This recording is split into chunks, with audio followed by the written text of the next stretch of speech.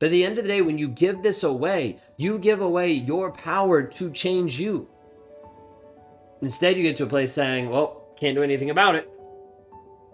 I'm just stuck here. Can't do anything about it. Like, this is just who I am. I'm just a narcissist magnet. I can't actually grow, change, and develop. Guess what? You can. And it all depends on your mindset, your thought process, and the tools you have to liberate yourself from the toxicity. Have you been caught in this cycle inside of the relationship where he breaks up with you and then he comes back? Or you break up with him and then you go back? And oftentimes we'll see this Hoover attempt, this reverse Hoover attempt. We'll see this back and forth. What does it actually do to your mindset? What happens when you think about this and you realize that you've been going through this cycle? You've been on this roller coaster of quote unquote love, feeling like he's the most amazing thing in the world and then having your heart shattered. Coming back and thinking, oh, he loves me because he actually came back, and then all of a sudden he disappears. You might have gotten to this place where you have started to just be emotionally numb. You're not really sure what to feel. You're not really sure what to think anymore. And the fact that he comes back into your life is exciting for a moment, but then you know it's going to end up the same exact way that it's always ended up. You know at this point that he's going to come back into your life and he's going to disappear. He's going to walk away. And this has happened every single time. And majority of time, you're sitting on eggshells thinking, I can't say this because it'll make him walk away. I can't do this because it'll make him walk away. And sometimes you work on just limiting like who you actually are. Like you become a shell of who you are because you have to be able to pull off different pieces of you, push different pieces to the side, thinking maybe if I get rid of all these attributes about me, he'll love me more and he'll stay longer. And has left you frustrated and has left you just a shell of who you are. And as a result, in this situation, you're stuck mentally and emotionally. And oftentimes when you get stuck, you start to wonder, when will I finally be free? And when this piece comes in of like, when will I finally be free? It opens up the door to a couple different thoughts that I want to bring up for you today. One of the thoughts is the piece of victimhood. This is just the piece that nobody wants to talk about. And whenever I talk about this, I also lose followers, which is really interesting. About a couple weeks ago, my wife and I, we were on date night. And I hadn't gone live yet for the day. And I mentioned, hey, I'm going to go live. Do you want to go live with me? And she was like, sure.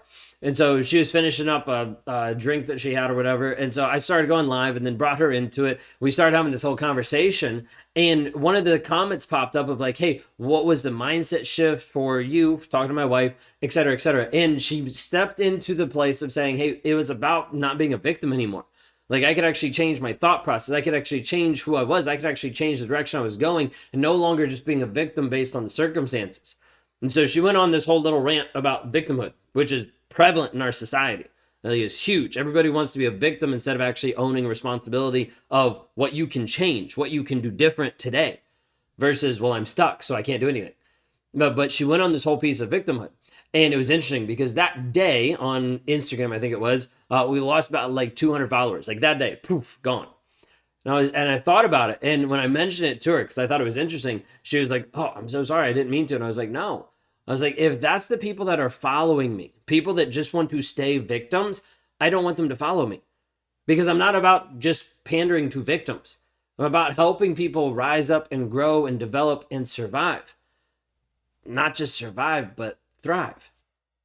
But if we live in this land of victimhood, nothing changes and you end up staying stuck. It's interesting because when people look to everyone else saying, these are all the reasons why I can't do something, they become a victim to everyone else. And that's one of the things my wife talked about and lost a bunch of followers that day, which is totally fine because I don't want victims following me. I want people that actually want to grow, change, and develop. Like if you don't want to transform your life and actually move forward with purpose or the direction of who you actually are called to be, then this is not the place for you. Go follow someone else who will pander to the victims. I'm here to be able to help you grow, develop, and rise and take back your life. So one of the things that comes into here is this piece of victimhood. With the victimhood, it leaves you in a spot thinking that you can't do anything and that you're left at the whim of him. Now, what I mean by this is you get to a place where you're thinking about the last time. Like, is he going to actually leave me alone? Am I actually going to be free? And this question of, am I actually going to be free, takes your power and puts it in someone else's hands. So then oftentimes people will have this phrase and this question that comes up of when will the final discard be? Like, when will he finally leave me alone? When will this finally be over? And oftentimes they're looking for an end to the torture, which makes 100% sense. Like, you want to be free. You want to have an end to the torture. You want to actually like break the bonds of everything that you've been struggling with and step into a place of freedom. Find actually peace. Know who you are again. Step with purpose and vision and values towards the direction that God's actually called you to be. That resonates with you. You want that. But you're left feeling like, I don't know if I can actually get free. I don't know if he'll actually leave me alone. I don't know if this is possible. And the piece is, if you don't think it's possible, it'll never be possible. The people that think I can never be free will never be free, simply because what you think controls your entire life, controls your entire being. How you think is the results you're going to have. Change your thinking, change your mindset, change the story you believe, you'll produce different results every time. You can't sit in a place of gratitude and abundance and stay in a place of scarcity. You can't sit in a place of you like thriving and moving forward with your mindset and still stay stuck with no purpose and no direction. Like, you change your mindset and change your actions, you get different results. The hard part is people don't want to look at the results and say, well, these results I couldn't help, so therefore I'm just going to stay stuck. We're not talking about you staying stuck. We're talking about you being liberated, moving forward and developing who you are. And so in this spot of the question, when is the final discard? It's abdicating your power to someone else, thinking, when am I finally going to be free? When is he finally going to leave me alone? When is he finally going to block me? It keeps going to him. So I wanted to pose a question to you, and I want you to think really hard about this. Because you might have been thinking, when is the final time? When can I get out of this? When will he finally leave me alone? And I want you to consider for a moment, when will you set up the boundaries so that you can know for sure that it's the final discard? Like, when will you take charge of your destiny instead of abdicating that power to him? Think about it for a moment. I'm not coming at you. I'm not beating you up. I'm not putting you down. I'm simply saying you're in charge of your reactions. You're in charge of your destiny. You're in charge of your decisions. He's not. But right now, you have a story that's playing in your head that says he is. You have a story that's playing in your head that says he's in charge, that you can't do anything without him, that you can't make decisions without him, that you can't make different moves in your life without him, without his approval, without his validation, without his verification of you. And as a result, it leaves you stuck as a victim to him. It leaves you stuck, not able to do the things you want to do because you have to get it checked off by him. You're a slave under him. You're not free. You're currently a slave, mindset-wise, to him. Maybe that means you're stuck physically. Maybe that means you're stuck mentally and emotionally. You can't get him off your head. You're obsessed. And you think, well, if something would happen, if something would change, maybe. But all you are is just obsessed with the thought of this guy that hasn't changed, hasn't done anything different, and is still the same guy that he's been the entire time. But then you give the power away, and you say, when will the final discard be? The final discard is when you make it the final discard. Like, him finally staying out of your life and you actually growing, healing, and changing is your decision, not his. It's never been his. But you've given over your power to him, expecting him to block you, expecting him to leave you alone, expecting him to move on to the next person, expecting him to have the final discard and just leave you alone, when in reality, that's not his responsibility. It's yours. Consider for a moment that how did he show that he cared, that he loved, that he demonstrated, that he had evidence of actually valuing you at all inside the relationship? Probably not a whole lot, because we're talking about narcissistic abuse. Okay, well, if he didn't have that in the relationship, what makes you think he would have it now?